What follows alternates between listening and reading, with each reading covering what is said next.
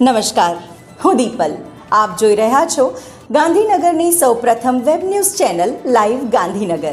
તો આવો નિહાળીએ આજનું જીવતું ધબકતું ગાંધીનગર લાઈવ ગાંધીનગરની. ગાંધીનગરમાં અંતિમધામ પાસેના ડમ્પિંગ સાઇટ પર કામ કરતા અને આસપાસ રહેતા શ્રમિકોને શ્રી જ્યોતિ મહિલા મંડળ ગાંધીનગરના ઉપક્રમે પગરખા વિતરણ કરવામાં આવ્યું હતું. અંદાજિત 500મી પણ વધુ શ્રમિક ભાઈ બહેનો અને તેઓના બાળકોને ચરણ સેવા આપવામાં આવી હતી. કાળઝાળ ગરમીમાં સૂકો પવન, હીટ સ્ટ્રોક, લૂ લાગવાના કિસ્સા અને કાળઝાળ ગરમીના પ્રકોપમાં પણ સતત જનસેવાનું દીપ પ્રજ્વલિત રાખતી સંસ્થા સેવાકર્મીઓ શ્રમિકો માટે આત્મીયતાપૂર્વક અંતરના અવાજને અનુસરી ફૂલ નહીં તો પાંખડી અર્પણ કરીને સાહજિકતાપૂર્વક કાર્ય કરતી સંસ્થા જ્યોતિ મહિલા મંડળ કે અરુણોદય સેવા ટ્રસ્ટ જેવી સ્વૈચ્છિક સંસ્થા અગ્રેસર રહી છે. આ પ્રસંગે જ્યોતિ મહિલા મંડળના પ્રમુખ શ્રી ડોક્ટર ચેતના બુચ અને મંત્રી શ્રીમતી હર્ષાબા ધાંધલે આવા સાર્વજનિક કર્તવ્ય સંપન્ન કરવા જ્યોતિ મહિલા મંડળ સંકલ્પબદ્ધ છે.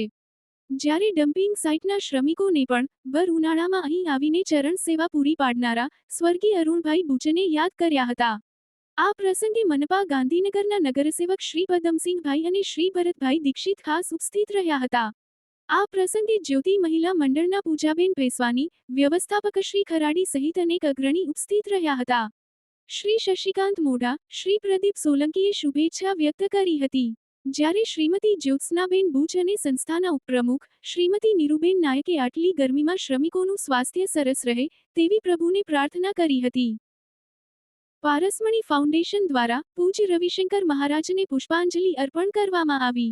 ગુજરાત રાજ્યના 65મા જન્મ દિવસે 1 મે 1960ના રોજ ગુજરાત રાજ્યની સ્થાપનાની જાહેરાત કરનારા શ્રી રવિશંકર મહારાજ એટલે મુઠ્ઠી ઉંચેરા માનવી. આ મહાન સપૂતની પ્રતિમા 27 વર્ષ પૂર્વે G5 સર્કલ પર મુકાઈ હતી. ગાંધીનગર શહેરનું G5 સર્કલ એ હાર્દ કહેવાય છે. અહીં પૂજ્ય શ્રી રવિશંકર મહારાજની પ્રતિમા પ્રસ્થાપિત કરવામાં આવેલી છે. ગાંધીનગર મહાનગરપાલિકા દ્વારા શ્રી રવિશંકર મહારાજને પુષ્પાંજલિ અર્પણ કરવામાં આવી હતી. જેમાં mayor Shrimati Miraben Patel, standing committee chairman Gaurangbhai Vyas, શાસક પક્ષના નેતા અનિલસિંહ વાઘેલા, પદમસિંહ ચૌહાણ, ગાંધીનગર શહેર ભાજપ પ્રમુખ શ્રી ડોક્ટર આશીષ દવે હાજર રહ્યા હતા. આ સાથે ગાંધીનગરની સામાજિક સંસ્થા પારસમણી ફાઉન્ડેશનના અધ્યક્ષ સંજય થોરાત દ્વારા પૂજ્ય રવિશંકર મહારાજને એમના કાર્યોને યાદ કરીને પુષ્પાંજલિ અર્પણ કરવામાં આવી હતી. કાશ્મીર પહેલગામમાં થયેલ આતંકી હુમલામાં મૃતકોને શ્રદ્ધાંજલિનો કાર્યક્રમ વાસના હડમતિયામાં આવેલ સૌંદર્ય 444 સોસાયટીમાં રાખવામાં આવ્યો હતો. શ્રદ્ધાંજલિના કાર્યક્રમ નિમિત્તે બ્રહ્માકુમારી વાસના હડમતિયા સેવા કેન્દ્ર દ્વારા શ્રી સત્યનારાયણ દેવની કથાનું આયોજન કરવામાં આવેલ. કથા બાદ સર્વ સોસાયટીના ભાઈ બહેનો મળીને શ્રદ્ધાંજલિ આપી હતી. સત્યનારાયણ દેવની કથા બ્રહ્માકુમારી બહેન દ્વારા કરવામાં આવી. સાથે બ્રહ્માકુમારી ટીનાબેન અને બ્રહ્મકુમાર ભાઈ બહેનોએ સેવામાં સાથ આપ્યો હતો. તથા સોસાયટીના પ્રમુખ તપસ્વીભાઈ બારોટ અને ઉપપ્રમુખ અમિતભાઈના સાથ સહકારથી કાર્યક્રમ સંપન્ન થયો હતો.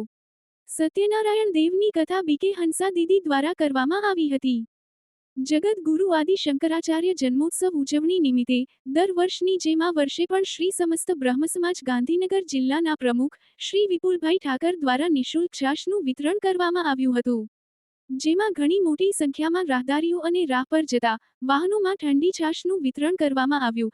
જેમાં અશ્વિનભાઈ રાવલ પ્રમુખ ન્યૂ ગાંધીનગર, મિતાબેન રાવલ મહિલા પ્રમુખ જિલ્લા બ્રહ્મ સમાજ, વિપુલ પંડ્યા ઉપપ્રમુખ સેક્ટર્સ બ્રહ્મ સમાજ, ભારતીબેન રાવલ ઉપપ્રમુખ જિલ્લા મહિલા, જશુબેન ઠાકર કારોબારી સભ્ય વગેરે હોદ્દેદારોએ જહેમત ઉઠાવી હતી. આ વિગત એક અખબારી યાદીમાં વાવોલ બ્રહ્મ સમાજ પ્રમુખ પ્રકાશભાઈ ઠાકર દ્વારા જણાવાયેલ હતું. તારીખ 26 એપ્રિલ 2025ના રોજ સમી સાંજે 7 વાગ્યે ગાંધીનગરના રાંદેસણ મેટ્રો સ્ટેશન પાસે આવેલ સત્વવાટિકામાં એકલવ્ય સંસ્કૃત એકેડેમી સંસ્થાના નવા કેન્દ્રનો આરંભ થયો. તેના ઉદ્ઘાટન સત્રમાં ગુજરાત સાહિત્ય અકાદમીના અધ્યક્ષ ડોક્ટર ભાગ્યેશ ઝા, ચિલ્ડ્રન્સ યુનિવર્સિટીના કુલપતિ ડોક્ટર ટી.એસ. જોશી, જાણીતા ગાયનેકોલોજિસ્ટ ડોક્ટર પ્રકાશ જોશી, એકલવ્ય સંસ્કૃત એકેડેમી અમદાવાદના નિદેશક ડોક્ટર મિહિર ઉપાધ્યાય અને એકલવ્ય સંસ્કૃત એકેડેમી સંસ્થાના ગાંધીનગર કેન્દ્રના સંયોજિકા શ્રીમતી ઈલા જોશીએ દીપ પ્રાગટ્ય કરીને કાર્યક્રમની શરૂઆત કરી હતી. જેમાં 250 જેટલા ગાંધીનગરના સંસ્કૃત અનુરાગી નગરજનોએ ઉપસ્થિતિ આપી હતી અને સંસ્કૃત ભણવા માટે નોંધણી પણ કરાવી હતી. આ પ્રસંગે ગુજરાત રાજ્યના ઇન્ફોર્મેશન કમિશનર શ્રી વિપુલ રાવલ પણ હાજર રહ્યા હતા. સંસ્થાના નિદેશક ડોક્ટર મિહિર ઉપાધ્યાયે સંસ્કૃત ભાષાના અભ્યાસક્રમો વિશે જણાવ્યું કે સંસ્કૃત ભાષા શિક્ષણ વર્ગ, બાલ સંસ્કૃત વર્ગ, ડિપ્લોમા ઇન સંસ્કૃત ટીચિંગ, સ્તોત્રપાઠ જેવા અનેક અભ્યાસક્રમોમાં વર્ષે 300થી વધુ વિદ્યાર્થીઓ જોડાય છે, જેમાં સિનિયર કેજીથી લઈને સિનિયર સિટીઝન સુધી સૌ કોઈ માટે સંસ્કૃત શીખવાની વ્યવસ્થા છે. આ પ્રસંગે ડોક્ટર ભાગ્ય તો દર્શક મિત્રો, આપે અનુભવ્યો ગાંધીનગરનો ધબકાર. આપની આસપાસ બનતી આવી જ ઘટનાઓની જાણકારી અમારા સુધી પહોંચાડવા માટે સ્ક્રીન પર દર્શાવેલ નંબર પર વોટ્સએપ દ્વારા અથવા ઈમેલ આઈડી પર મેલ કરીને આપ અમારો સંપર્ક કરી શકો છો. ધન્યવાદ.